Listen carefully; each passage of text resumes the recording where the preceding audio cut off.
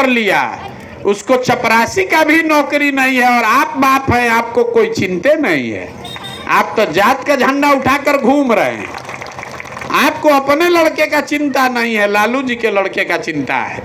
आपको अपना खाने का ठिकाना नहीं है, मोदी जी का चिंता में लगे हुए हैं, इसीलिए इस दुर्दशा में जी रहे हैं। कुछ आदमी कह रहा है, ए भैया आप आगे आगे चलिए, आपके पीछे हम लोग सब खड़ा होंगे, आप सुधारिए। तो हम आपको सामने से कह रहे हैं, एगो प्रशांत किशोर को छोड़ दीजिए, अगर 10 गो प्रशांत किशोर आएंगे तब भी ये सुधरने वाला नहीं है। जब तक आप नहीं सुधरिएगा तब तक कोई नहीं बिहार को सुधार सकता है। जिस गांव में भी हम जाते हैं, लोग कहता है कि मुखिया बड़ा चोर है। मुखिया जी कामे नहीं कर रहे, नाली गली बनवाइबे नहीं किए, राशन कार्ड में 2500 3000 घूस मांग रहे हैं, इंदिरा आवास में 25,000 30,000 घूस लग रहा है। तो जरा याद कीजिए, 2 बरिस पहले मुखिया का चुनाव था तो 500 रुपया लेकर वोट का सौदा किए आप, मुर्गा भात खाकर वोट दिए आप, 2 गो पाउच पीकर वोट दिए आप। तो मुखिया आपका चोर नहीं होगा तो हरिश्चंद्र होगा। अरे जब आप जिस दिन मुर्गा भात खाकर वोट का सौदा कर रहे थे तब ये नहीं समझ में आ रहा था। आपका दुर्दशा देखिए, आपको तो ठीक से सौदा भी नहीं करने आ रहा है। जिस मुखिया को, विधायक को 500 रुपया लेकर वोट देते हैं, वही मुखिया विधायक जब जीत कर आता है तो आपके हलक में उंगली डाल के 5000 रुपया आपका लेकर जाता है। अब फिर आप बाप बाप करते हैं कि भाई बड़ा चोरी हो रहा है। तो चोरी का शुरुआत कौन किया? आपने किया। तो आप जब सुधरबे नहीं कीजिएगा तो नेता कहाँ से ईमानदार पैदा होगा? नेता मंगल ग्रह से नहीं आया है, उसको आपने हमने अपने बीच से चुनकर निकाला है। इसीलिए हम ये अभियान चला रहे हैं, गांव गांव जा रहे हैं। आज जैसे आप दही को मथ के मक्खन निकालते हैं, वैसे ही हम समाज को मथ के ऐसे लोगों को निकालने आए हैं जो गरीब हो, अमीर हो, अगड़ा हो, पिछड़ा हो, उससे कोई फर्क नहीं है। महिला पुरुष जो भी हो, जो भी समाज में अच्छा आदमी है और ये कह रहा है कि ना भैया अपने बच्चों के लिए हम नया विकल्प, नया बिहार बनाना चाहते हैं, उस आदमी को के पीछे अपनी पूरी ताकत, शक्ति, पैसा, बुद्धि लगाएंगे और आप सबके आशीर्वाद से उसको जिता कर लाएंगे। इसका नाम क्या है? जन सुराज। ये प्रशांत सुराज नहीं है, ये लालू मोदी नीतीश सुराज नहीं है। आपका दशा तब सुधरेगा जब जनता का राज हो, आपका राज हो।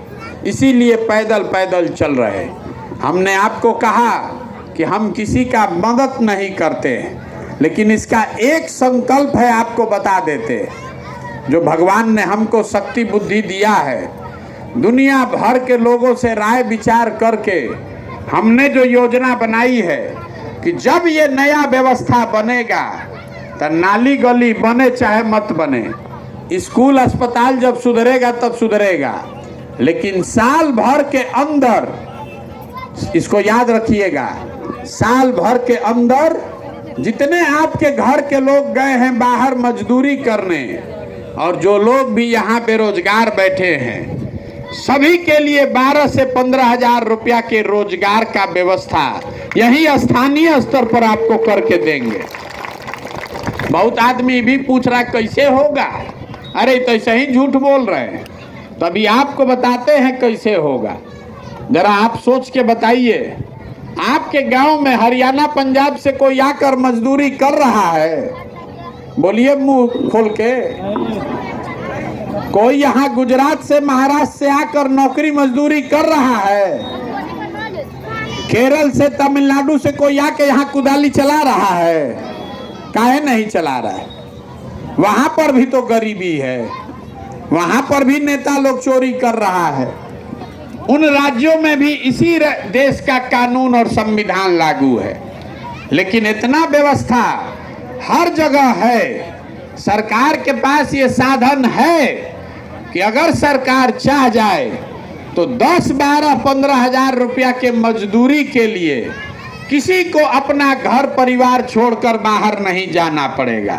तो अगर ये व्यवस्था हरियाणा में है, पंजाब में है, तमिलनाडु में है, कर्नाटक में है, मध्य प्रदेश में है, तो बिहार में भी होना चाहिए कि नहीं होना चाहिए? सोच के बताइए, होना चाहिए कि नहीं होना चाहिए? तो होना चाहिए। तो आप बताइए अब कि आपको अपने बच्चों के लिए रोजगार चाहिए कि 4 किलो सड़ा हुआ अनाज चाहिए? सबको बोलना है, रोजगार चाहिए कि 4 किलो अनाज चाहिए? अपने बच्चों के लिए पढ़ाई चाहिए कि अपने जात वाला नेता चाहिए? तो इतने बात याद रखिए, अगली बार जब वोट दीजिए तो वोट किसी नेता को नहीं, दल को नहीं, अपने बच्चों के लिए दीजिए। और वोट का कीमत सही लगाइए। आपके वोट का कीमत नाली गली नहीं है, 4 किलो अनाज नहीं है। आपके वोट का कीमत है बच्चों का रोजगार और पढ़ाई। जो दे उसको वोट दीजिए, और न दे तो झाड़ू मार के बाहर भगाइए, तबे डरेगा।